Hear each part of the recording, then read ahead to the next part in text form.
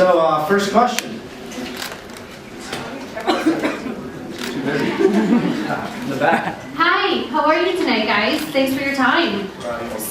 So, first of all, I write for J14 magazine, which is geared towards teenagers, and they're very passionate about Harry Potter, of course. So, how do you feel about that and being such an inspiration for young people everywhere, recreating these characters? Yeah, I guess I'll start. Yeah, no, it makes me feel so proud to be a part of this, and just to see that people are still really excited about it, even though the last film was what, 5 years ago, and people are still really, they really care about these characters in this world, and it's just a really special thing to be a part of it, and it's just great to see it live on even further, and hopefully it will live on even longer. Yeah, well, you know, it's just to hear those words that you just said there, the fact that the thing that we did as a job, the most fun job you could ever imagine, is treated as an inspiration to people, and that is mind-boggling to me. But it's the most humbling and charming thing that you can hear, and the fact that we've had any kind of impression on anyone makes me feel $1 million. So just, I guess, an intense appreciation for the fans that kept coming out year in, year out. Thank you. Yeah.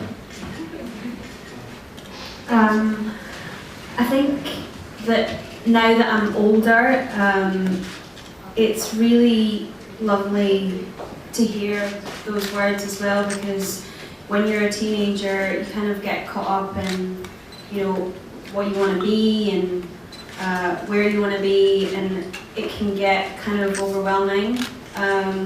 So now looking back, now that I'm an adult, it's nice to hear that, you know, teenagers are still into Harry Potter and it's affecting their lives, and they're being inspired through reading and through watching these movies as well. So yeah, it's something to be kind of really proud of.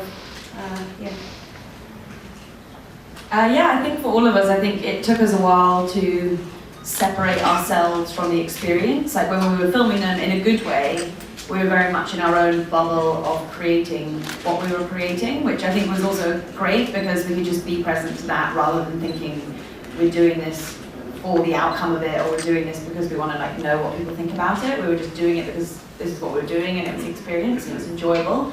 But that did mean that sometimes you never gained much perspective on it. So having finished the series and being able to distance it and sort of see it as one thing and one experience has been quite incredible, to sort of re-establish what it means to us and re-establish individually what it means to us, because we were all doing it together and it was all, obviously, which was amazing because we were experiencing it and you weren't alone, but what's been quite nice is now to work out what my opinion of it was and how it affected me personally and not how it affected like others as a thing, so that's interesting. I like that we're seeing, like we meet kids that they weren't even alive when we were making the movies, you know, because it's nice to just see it handed down to people. And because when we were making movies and the books were coming out, it was exciting because a lot of it was that you didn't know and there was a surprise element to it. And it's just nice to see people embracing it who it wasn't necessarily what they grew up with, but it's helping them through it. And because I sometimes I see young people on social media, I'm going to sound so old, but like I see them with like the Instagram and the Snapchat, and it sometimes makes me sad that they're all just like looking at themselves, and it's nice that they have the books to look at, and because all the characters in them are a little bit odd, they're a little bit different, and there's so many, in each of the characters there's kind of a hero for someone who's going through something, rather than looking at, you know, perfect people on social media and being obsessed with that. I think it's much more healthy to be obsessed with a book and that world that J.K. Rowling created that is so full of diversity and strangeness. Hi, it's the first time at this particular event for a couple of you guys, so I wanted to know what you thought about having an entire weekend devoted to celebrating Harry Potter here at Universal Studios, and if you got to take a tour of the park, what do you think of the Wizarding World? Yeah, for me it's very surreal always coming back here, because I think it's been out of my life for such a long time, and suddenly I'm at Hogwarts, and it's quite overwhelming. But it's great. I love it here. It brings back so many great memories, and I think the new expansion of the park is incredible, and they've done such an amazing job and such an authentic job of recreating that world. And yeah, it's great. Sorry, I forgot the other part of the question. If you, the celebration weekend, being a part of it for the first time, what do you think of it? Yeah, really good. Yeah, I love that. Yeah, Lord, sir. So a lot of the expo is based around Pottermore. Have any of you been sorted? And if so, which houses? And if not, which houses would you expect to be sorted into? We've all just been like subjected to it. It's forced upon us and people watching us as we do it. So there's a lot of pressure. I'm Gryffindor again, because I did the quiz first time around. So I almost didn't do it because I was like, I don't want my Gryffindorness taken away. And then I thought, a Gryffindor wouldn't be afraid of that. Yeah, I did it, and I got Hufflepuff. I kind of want to recount. I don't think it's really right. But yeah, Hufflepuff. I haven't done it yet. I have no idea. I think, am I allowed to do it at some point? Oh yeah, you'll do it. Yeah, okay, yeah. I just did it and I got Gryffindor, so I was like, let's try. I haven't done it yet, but I think it's like to be something in Ravenclaw. They're really interesting questions as well. I mean, I don't know how many Joe wrote in terms of, I think you got maybe like 8 or something to decide, but I'm assuming, and they were saying that there's obviously a lot more. And they were just really interestingly written questions in the sense that I remember doing those, multiple choice questions as a kid in like magazines and different things to find out, and they were just always really bad, and they always just gave you something that you knew you weren't. And yeah, I think it's interestingly designed. I mean, even though I think in terms of like going back to the social media thing, what's so fascinating about Pottermore is the sense that there's a world that you can exist in and love and be within Harry Potter across like globally. And I think for us, what was so unusual, going back to the question of what it was like being involved in this franchise, I think I'm so pleased and thankful that it began when social media and things didn't exist. And what's been amazing, even it was born and it came kind of in the middle of it, the fact that it didn't change any of our fans, I think is an incredible thing. Like everyone still loved it for the same reason. It just almost enabled there to be more platforms to almost like geek out, basically. Hi there, my name is Dave Parpet, and I have another question from the team perspective, one specifically for Evanna and then the rest for the entire group. Speaking of social media, this actually comes from my 18-year-old daughter. She wants to know how Lil Puff is doing.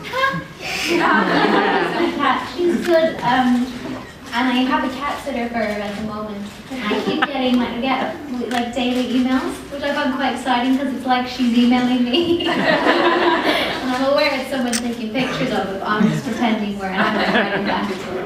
My daughter will be thrilled to hear that. The question for everybody, this actually comes from my 15-year-old daughter. She wants to know if you could play a part, any other part in the films, what would it be? Hagrid.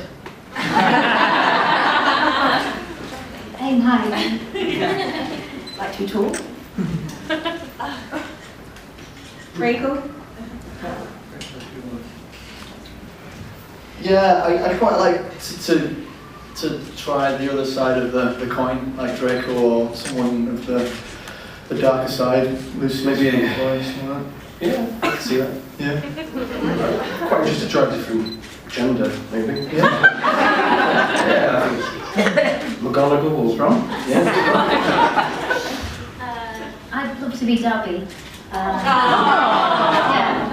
And the Dobby in the books where he had all that style where nothing matched. He was so cute. And he'd get to skip makeup every day. Hi, my name is Bonnie Sandler with Scholastic Kids News Press Corps, and you guys have grown up with one another making these movies. So do you guys have, actually, what is one of your fondest memories of working together? And as well as, do you think the Harry Potter books has changed your perspective on reading?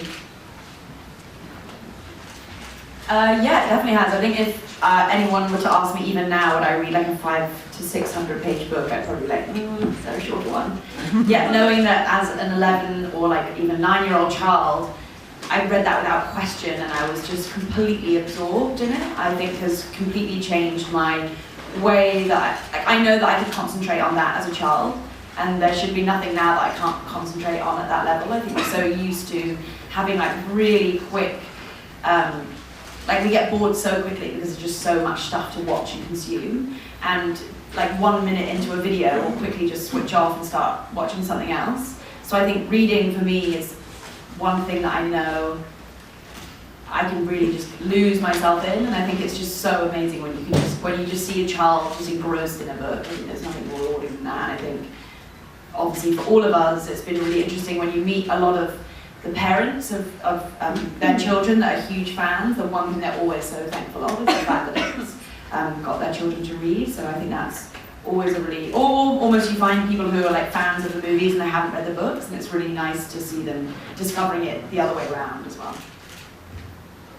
The whole series of Harry Potter was it was a transition for me from sort of reading, smaller novellas, I guess, as a kid, children's books, and then I grew in my throughout the series of Harry Potter. That by the end of it, we were reading big, chunky novels, and then so when I finished Deathly Hallows, I naturally just my reading tastes moved into that, and my age as well. I'd grown up with it. And so now I find it quite difficult to read smaller books. I like to find big, chunky novels that I can just invest in and find the richness. Hi guys, if you could pick one scene to film again to relive the moment, what would it be? Oh, I take this. Because it was kind of you asked a question as well, what was a fun scene? And I remember one of the funniest scenes was when we were in the room of requirements and you got the giggles, Rupert, badly. Which time was that? Because the room was mirrored, so if you started laughing, everyone would see it and it would just ripple along. I think it took forever. And we were having such a blast and the crew were so angry. The Young Bridge busting through the wall. Yeah, Is it that day? So we're all staring at the mirror and you would like get it under control and we'd all be ready and there'd be so much tension and then your shoulders would start to shake and everyone would just go, and that was so much fun. Everyone got so mad that day. Yeah. But I remember when we had to rewrite. Do you remember we had to rewrite that line? In the common room. Yeah. That was really mainly because of you. You couldn't. No way, mate. No, that was your fault. I think it was something like, you're going to get, I was threatening, I think I was threatening now.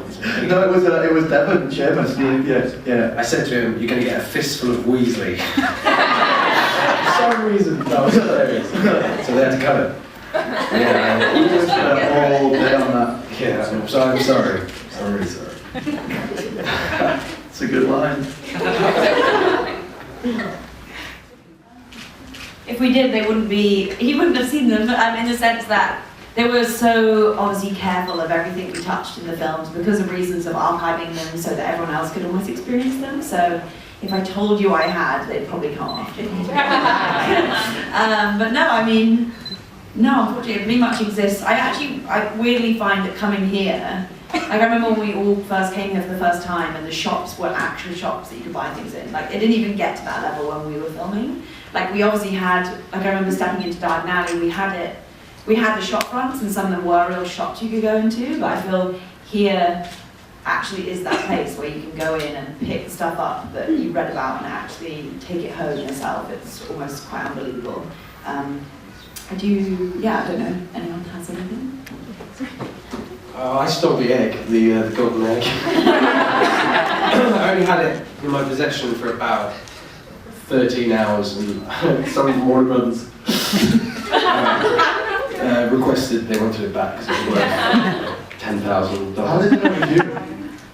Because I was holding it and I was carrying it. Yeah. Oh yes. In the hotel, yeah. It wasn't just me, it was James Oliver as well. They can't explain. You got the number from... Oh yes, I did. I got away with that as well. Yeah. I took the number off Private Drive, number 4. So I still have that, which is quite a nice thing. But Yeah, they were quite strict. I mean, you couldn't really steal anything, could you? Well, I nicked a spoon. Which was like a rebellious thing that I did. And it was like, yeah, it was during the ball actually, when we had, you know, like really fancy crockery, cutlery. And I nicked it. I don't know why. I just thought, I think it was just like, take something. Yeah, a spoon. So lame. Yeah. We used to like check in our wands. They used to like count them and then count them out. Like as you even have like a moment break or lunch or anything.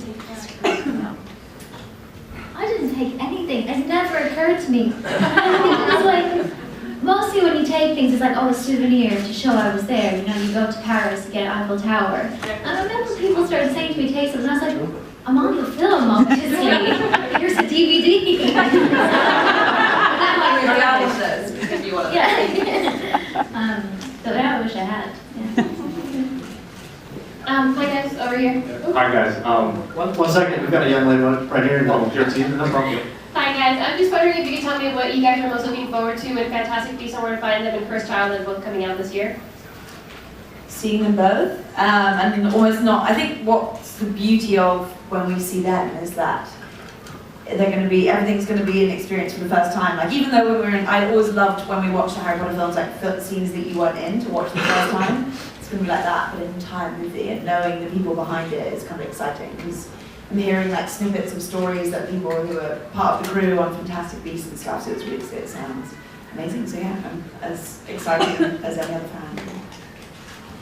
I went down for a set visit a couple of weeks ago, and I have no idea what is known and what's not, and what I can say and what I can't, so I'm going to say absolutely nothing. But it's having known absolutely nothing previous to going to visit, I was absolutely blown away by what they've got in store for everyone. And I can say now, I'm incredibly excited about seeing it. I think it's going to it's going to really impress a lot of people, and I'm looking forward to seeing what Eddie Redmayne brings to the character and to the series. I'm sure he's not going to disappoint.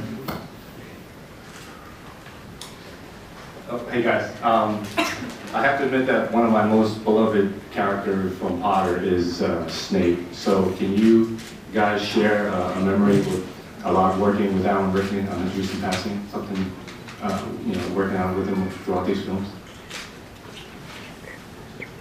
Yeah, that it really was quite a sideswipe that I really didn't kind of see it coming. Really was devastated, absolutely gutted. He was such an amazing man, and yeah, I have so many memories of him on set. I remember once in one of the early films, I drew a picture of him in a potions class, and it wasn't the most flattering portrait, and I can remember feeling him breathing down my neck as he was watching me do it. I was absolutely terrified. But he was really cool about it, and he kept it. And he was just the sweetest guy, very special. It was very sad to see him go. Yeah. I mean, Rupert nailed it really. It was a hell of a surprise for me, I think for everyone, and it was shocking, and I just remember, really without wanting to go into any like details, just the warmth that he had on set, and the fun and the gravitas that he carried with him like everywhere. He had an aura that when he went into a room, everyone noticed, and yeah, it's what can you say? It's just tremendous shame, you know. Yeah, I think he very much, we're obviously as children growing up and being impressionable and young actors who, it really was like our first experience as acting and being on a professional film set. He always had this incredible quality of keeping within Snape. Like he was Snape the minute that he like got out of the car in the morning, which is obviously incredibly chilling to experience as a child. But I think as a child you have this real high sense of energy, and you lose concentration really quickly. So having someone like that who almost was really professional and really a trained actor was a very interesting thing to experience as a child that I'm really thankful for. And I think all of us across not only Alan but so many other actors within that sense. It inspired us to have that professionalism, which sometimes we could get carried away. I think that's true, like professionalism and also like a childlike quality and totally believing the story. Because I certainly found that like some adult actors you meet, they won't, when you say it's a children's book, they won't take it as seriously. They won't think it's a serious dramatic role. And it was such a I think it was such a privilege that he did that for Snape. Like he totally gave everything to it and never underestimated Snape. And that's why it's such a textured, kind of heartbreaking performance. Yeah, just like so generous all around, like as a person and in his art. That's amazing to kind of have got to see that in action. We have time for a couple more questions if anyone has any. There's one right up front here, there's a microphone right behind you. Sorry. Yeah, go ahead. You know, Rupert, you were talking about how it's been a long time since you guys have been these characters. It's been 5 years since the last movie. It's been 15 years since the first one, which is crazy. But it's kind of a new fandom renaissance right now with the theme parks and the new movie and the play. So is there any desire from any of you to return to these characters on stage? And you know, Matthew and Rupert, you've done Broadway and West End. In the films, are you a little sad that you're not going to be in Fantastic Beasts? Like, is there any desire to go back to these roles? I wouldn't know. No, I think it's enjoyable. I personally feel that 10 years within one role is a substantial amount of time in a way that all of us, I think we're very ready and very excited at the next chapter in our lives, both professionally, personally, where we were physically. And I think it's always gonna, it can never leave us as an experience. Therefore, I don't yearn for it to be back in my life because it is part of me. Like I'm never gonna like not accept the fact that it's given me amazing opportunities and experiences that I never would have had, and I'm incredibly thankful for that. And I just think it's generally exciting to know that it's always there for you, and I think that's why the fans, again, are just the best fans, because there's always somewhere to go. Whether that's just speaking to each other, which it's like when you have that experience that it's like hard to explain to other people, whereas the people we've experienced it with, they just get it, you don't have to explain it. So we can come back to one another, or we can come back here if we dress up, or we can come and be one of the characters dressed up on the street. But no, I think it still feels like as part of me as it did when I was filming.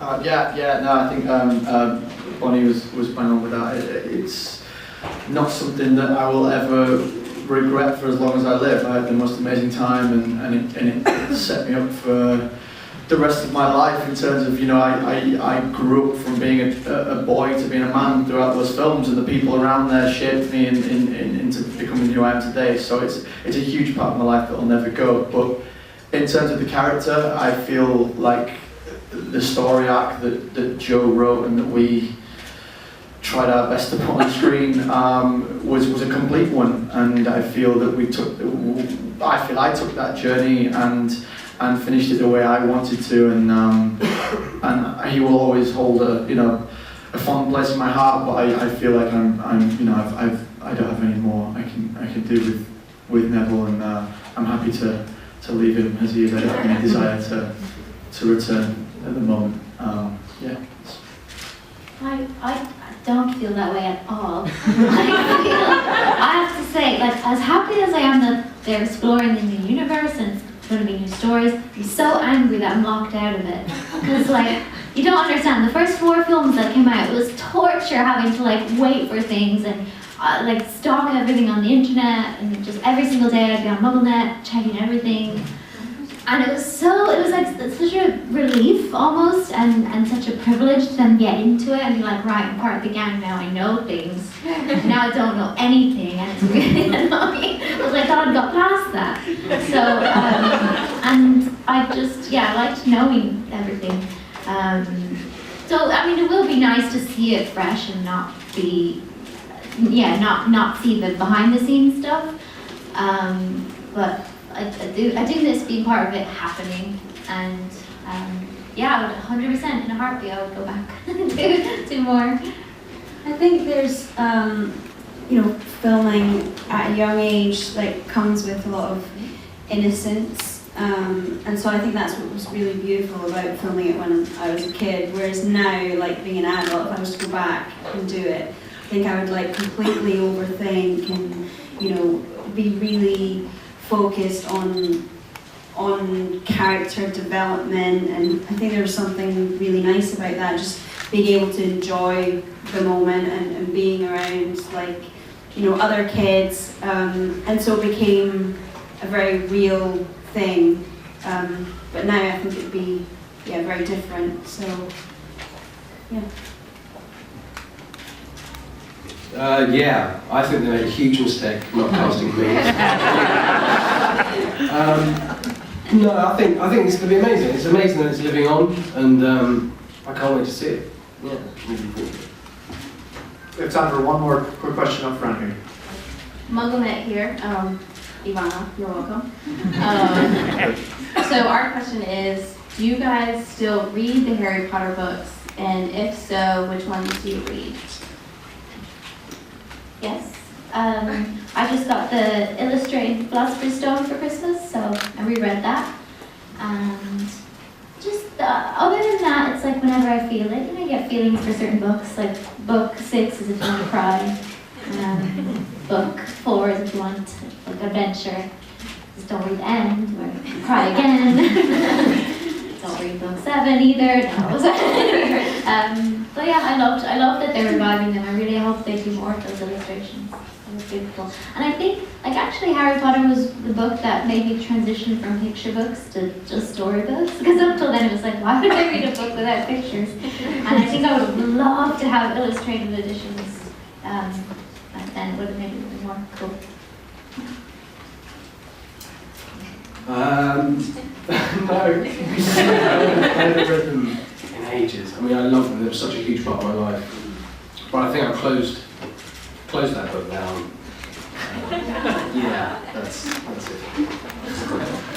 I haven't read the book since they came out. I don't think I've ever read a book twice in my life, so I read them all once. I did go back and watch. I tried to watch the first film a couple of months ago. My intention was to watch all of them, and then I got like into the first one, and then my big stupid face came on the screen, and I was like, "Time now, I'm done." And so I didn't get any further than that. So I haven't even seen the film since they came out either. Oh, it's terrible. I read the first book again, I wouldn't say recently, but I think that was the last one I read.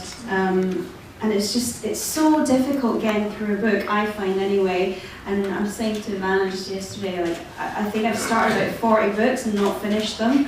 And it's great, because like with Harry Potter, you can all, especially with the first book, you just can't put it down, so I feel better about myself. When I do finish it. Yeah. No, I haven't read them recently. I think I'm quite excited the idea of it'd be quite fun reading to like a friend's kid or a relative or something. I think it would be really enjoyable reading it to someone who was experiencing it for the first time and to sort of live through their experience.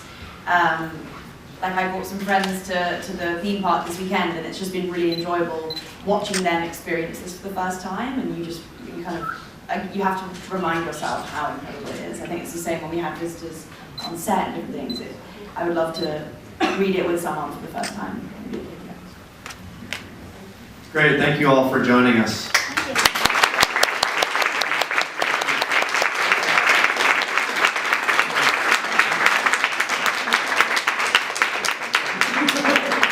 Okay.